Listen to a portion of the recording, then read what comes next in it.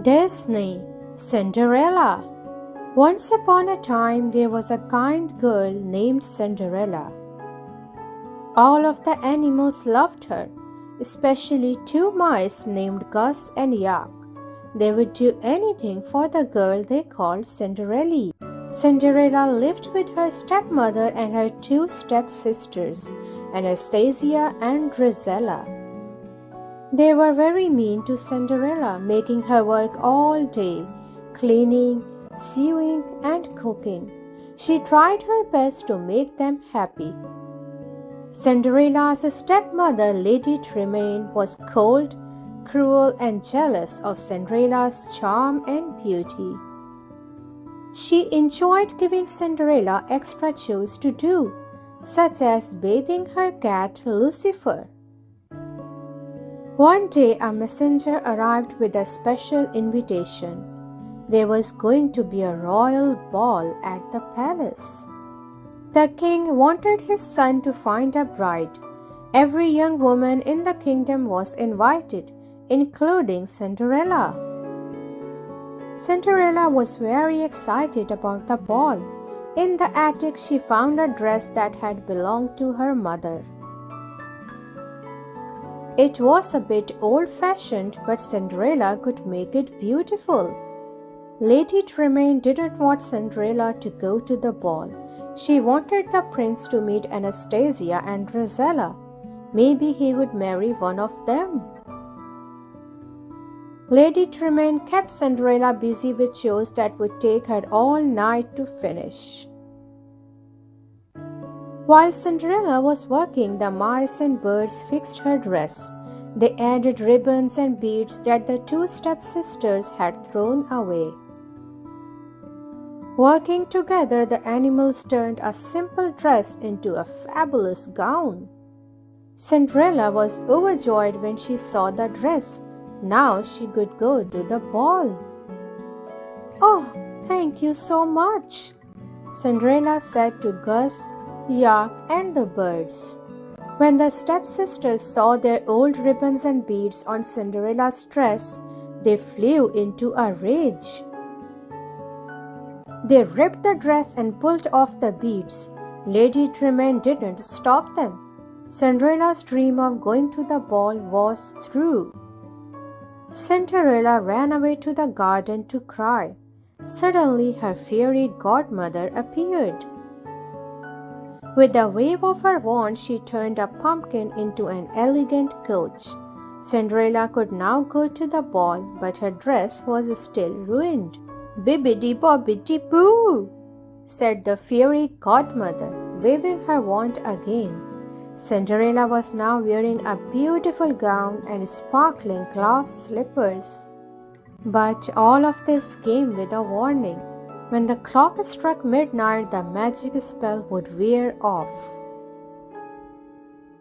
At the ball, Prince Charming couldn't take his eyes off Cinderella. The orchestra played and the prince began to dance with the wonderful girl whose name he still didn't know. For Cinderella, the night was a dream come true. Before too long, the clock began to strike midnight. "Goodbye," Cinderella said, hurrying away. "Come back," called the prince. "I don't even know your name." As Cinderella fled, one of her glass slippers came off. The prince sent the Grand Duke to find the girl who fit the glass slipper. Lady Tremaine locked Cinderella in the attic, but Cinderella's mouse friends freed her. Then Lady Tremaine tripped the Grand Duke and the glass slipper shattered. But Cinderella had the other in her pocket, and it fit. Cinderella and the prince were soon married. Everyone rejoiced, including Cinderella's mouse friends, who wore special outfits to the wedding. Filled with joy, Prince Charming and Cinderella lived happily ever after.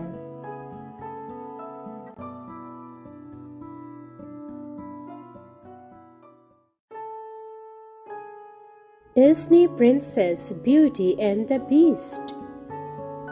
Once upon a time, an enchantress turned a handsome prince into a terrible beast when she discovered his selfishness.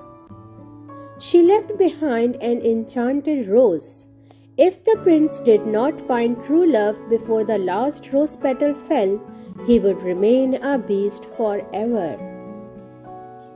In a village nearby, Belle lived with her father. More than anything, Belle wanted an adventure like those she read about in her beloved books.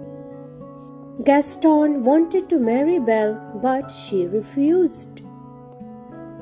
Belle thought he was a beastly bore, and Gaston didn't understand why she was always reading. "It's not right for a woman to read," he said. Belle's father, Maurice, was an inventor. His latest invention was an automatic wood chopper, which he was taking to a contest at the county fair. "You will win first prize," Belle declared. On his way to the fair, Maurice got lost in the woods.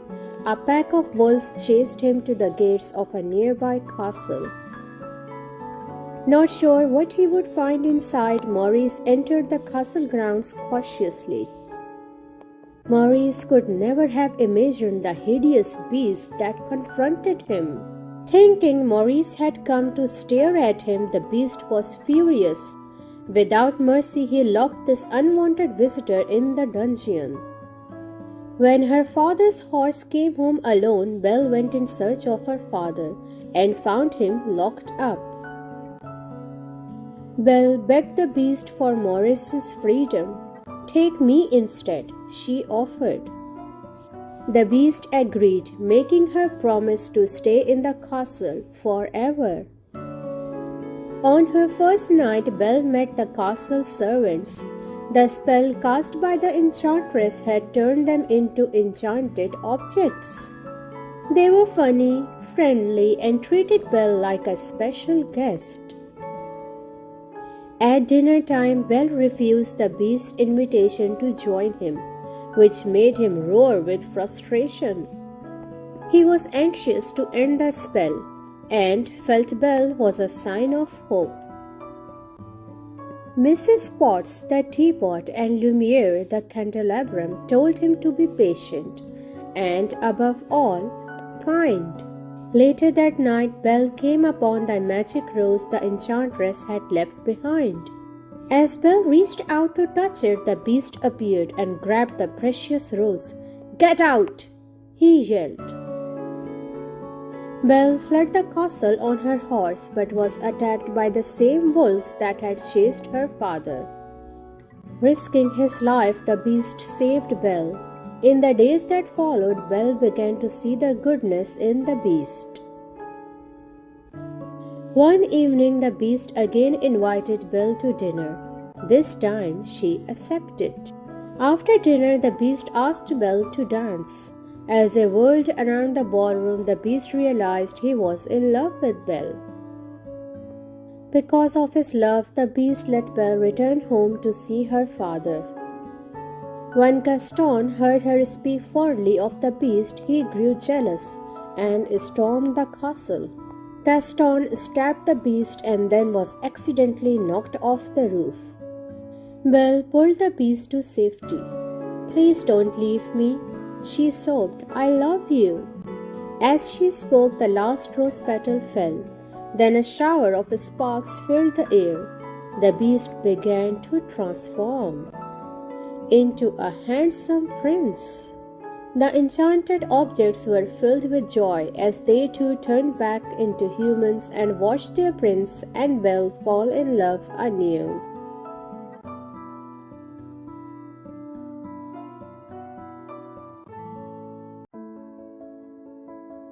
Disney Princess Sleeping Beauty. Long ago, in a faraway land, a king and his fair queen were blessed with a beautiful baby girl. They named their daughter Aurora, for she filled their lives with light like the dawn. Visitors from throughout the kingdom came to celebrate the birth of the princess. including the 3 good fairies who arrived with gifts. Waving their wands, Flora gave the princess the gift of beauty, while Fauna gave her the gift of song. Merryweather was about to bestow her gift when the evil fairy Maleficent appeared in a flash of green fire. She wanted to give the princess something too, a terrible curse. Before the sun set on her 16th birthday, Aurora would prick her finger on the spindle of a spinning wheel and die. Luckily, Merryweather still had a gift to give. She cast her spell to soften Maleficent's curse. Now, Aurora would not die when she pricked her finger. She would simply fall into a deep slumber, only to be awakened with true love's kiss. However, the king and his queen were still very concerned about the safety of their daughter. And so, with heavy hearts, they agreed that the 3 good fairies, disguised as peasant women, would raise the child in secret, far away from the castle. Over the years, the child grew into a beautiful young woman who made friends with all of the forest animals. Her 3 aunties called her Briar Rose and surrounded her with love, but they never told her the secret of her past. On the day of her 16th birthday, Briar Rose still did not know that she was a princess. She spent the morning singing to her friends about how she had had a glorious dream. In it, she had met the most wonderful prince. Briar Rose was convinced he was her true love. Little did Briar Rose know a prince was passing nearby at that moment. He was Prince Philip, the very prince that the king and queen had planned for her to marry. Philip didn't know that Briar Rose was a princess either, but he was so taken with her beautiful song, he hopped off his horse. Philip emerged from the trees, and as he and Briar Rose sang and danced together, she realized that this man reminded her of the prince in her dreams. She felt as if she had always known him. Briar Rose was excited for him to meet her aunties, so she invited him to come to the cottage that evening. She knew that she was falling in love. But when Briar Rose returned to the cottage, her aunties told her that they were good fairies and she was a princess. She was supposed to return to her parents' castle that night. There she would meet the prince she was already engaged to marry. Briar Rose was overcome with sadness. She only wanted to marry the man she had just met, her dream prince. When Aurora arrived at the castle, the 3 fairies left her alone to mourn. But Maleficent soon appeared to make sure her curse came true. She put Aurora in a trance and led the princess to a spindle hidden high in the castle. There, Aurora pricked her finger and fell into a deep sleep.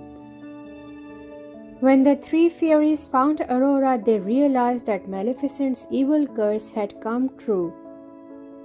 They took the sleeping princess to the tower room and then cast a deep sleep over the whole kingdom. Now they had to find Aurora's true love from the forest so he could give her true love's kiss. It didn't take the 3 fairies long to recognize that Prince Philip was the man Aurora had met in the forest. Her betrothed was her true love. But he was in Maleficent's dungeon. The fairies freed him and then armed him with the sword of truth and the shield of virtue.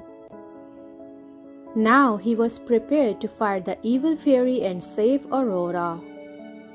But the evil fairy was not easy to defeat. Back at the castle, Philip came face to face with Maleficent, who had transformed herself into a giant fire-breathing dragon. However, with the help of the three good fairies, Philip was able to send his sword flying swift and sure. With Maleficent gone, Philip rushed to Aurora's side and bestowed a gentle kiss upon her lips. Aurora's eyes fluttered open. The curse had been broken. When she saw her beloved, the man from the forest, she smiled. Now the prince and princess could live happily ever after.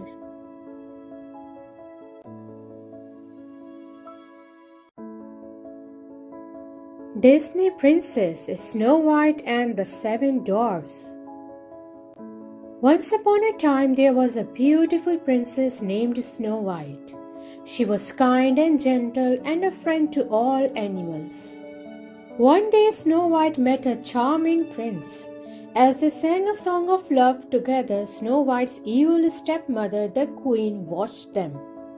The queen was so jealous of Snow White's beauty that she ordered her huntsman to kill the young princess.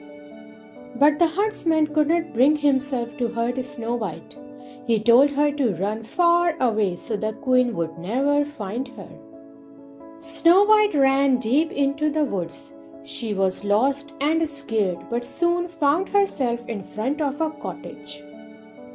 The princess knocked, but no one was home. She slowly stepped inside. The cottage was a mess. With the help of her forest friends, Snow White cleaned every nook and cranny. "Maybe whoever lives here will let me stay," said Snow White. Upstairs, Snow White found 7 little beds. She thought they belonged to children. Tired from cleaning, Snow White yawned as she curled up on the beds and fell asleep. Meanwhile, the 7 dwarfs were heading home from a long day of working in a jewel mine.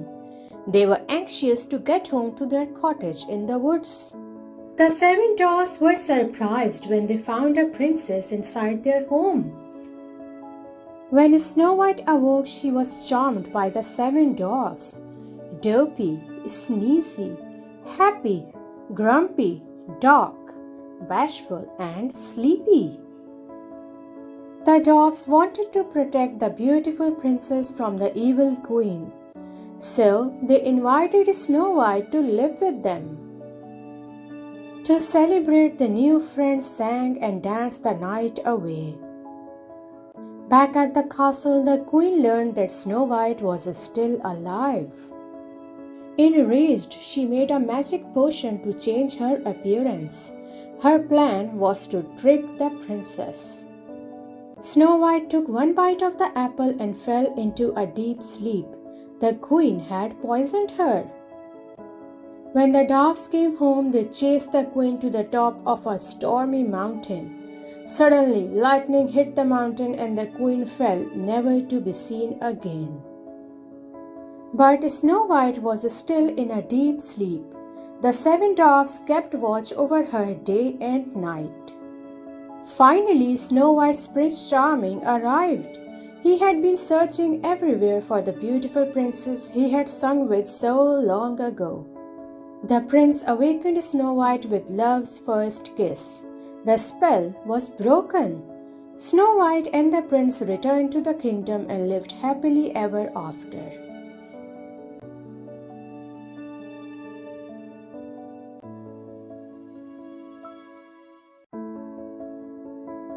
Disney Princess, the Little Mermaid. Deep beneath the sea lived a little mermaid named Ariel. She loved exploring her underwater home with her friend Flounder, but dreamed of living on land as a human. Ariel was always searching for human treasures. When she and Flounder found a strange forked object, they swam to the surface to find Scuttle the seagull. "It's the Dingle Hopper," he proclaimed. Ariel's father was King Triton, ruler of the sea. He thought humans were dangerous. When he learned that Ariel had been to the surface, he forbade her to ever go again.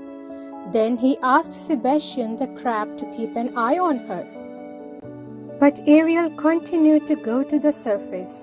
One night, a terrible storm swept across the sea. Ariel and Flounder watched as a prince fell off a huge ship. "I must save him," she cried. Ariel pulled Prince Eric to shore and sang to him. Then she swam away. Prince Eric only caught a glimpse of Ariel's face, but he knew he would remember her beautiful voice forever. Desperate to see Prince Eric again, Ariel agreed to give her voice to the evil sea witch Ursula. With bigger plans in mind, Ursula cast a spell and turned Ariel into a human. But if Prince Eric didn't kiss Ariel by sunset on the third day, she would become a mermaid again. Even worse, she would belong to the sea witch forever. Charmed by her silent beauty, Prince Eric showed Ariel his kingdom. Ariel loved being with the prince in the human world, but the two had not yet kissed. Worried that Prince Eric was falling in love with Ariel, Ursula transformed herself into the beautiful Vanessa. She was going to make the prince fall in love with her instead. Disguised as Vanessa and using Ariel's voice, the sea witch cast a spell on Prince Eric. He thought he was in love. He was going to marry Vanessa. Ariel had lost her true love. Just before sunset on the third day, Scuttle discovered that Vanessa was Ursula in disguise. He hurried to warn Ariel. As Sebastian went to find King Triton, Ariel and Flounder raced to catch Prince Eric's ship. With the help of her friends, Ariel was able to stop the wedding and get her voice back. Released from Ursula's spell, Prince Eric realized that Ariel was the one he truly loved. But it was too late. The sun went down before Ariel and the prince could kiss. She was a mermaid once more, and she belonged to Ursula. To save his daughter, King Triton gave Ursula his great powers and became her prisoner. "Now I am the ruler of all the ocean," shouted Ursula. As Ursula grew in size and towered above the sea, Prince Eric jumped aboard an old ship. He steered its jagged bow through Ursula's heart. With a howl, the sea witch disappeared in the waves. With Ursula gone, King Triton regained his powers. Seeing Ariel's love for Prince Eric, the king granted her wish. She became human. Ariel and Prince Eric married and lived happily in a castle by the sea.